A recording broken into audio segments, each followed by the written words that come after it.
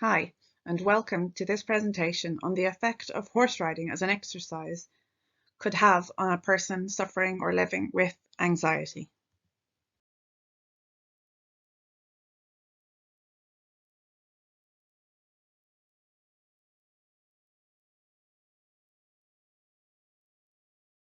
So what are the main concerns? Mental health affects 1 in 9. And anxiety is a common reaction to life events, but when it affects a person, so how much exercise should a person be aiming for?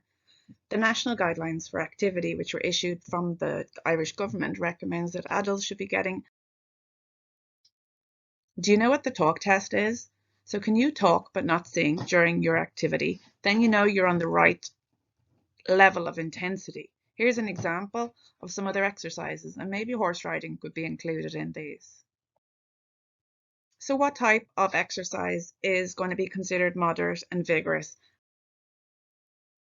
Have you heard of social prescribing? Social prescribing is an initiative. Here's an example of a poster that you might see in a GP's office. This tells you how the social prescribing works, and it allows somebody to ask for that as an option. In Britain, when the NHS set out a trial programme, a word of caution though, we need to be clear that social prescribing, while it can be beneficial, is not a substitute for psychological therapy. We need to assign enough resources for it to be successful.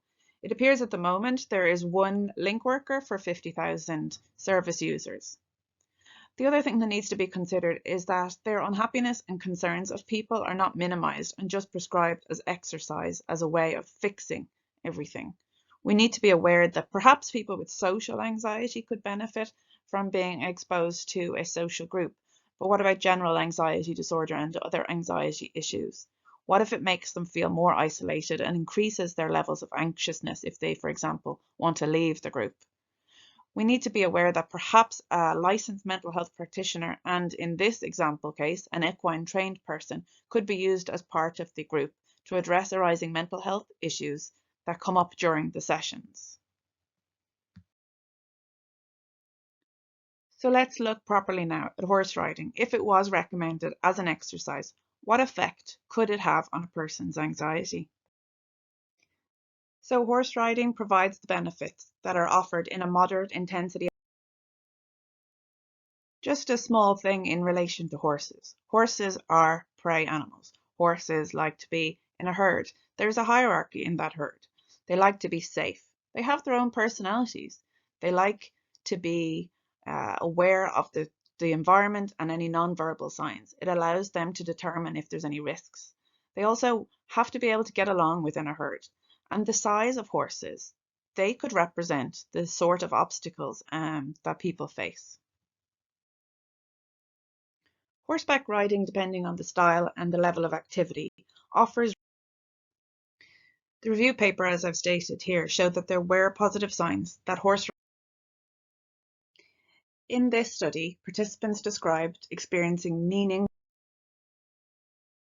So, to conclude, they had to learn any form of exercise is going to be beneficial and not on what could happen. And I had to convince myself, if appropriate, perhaps we could look this was the right way.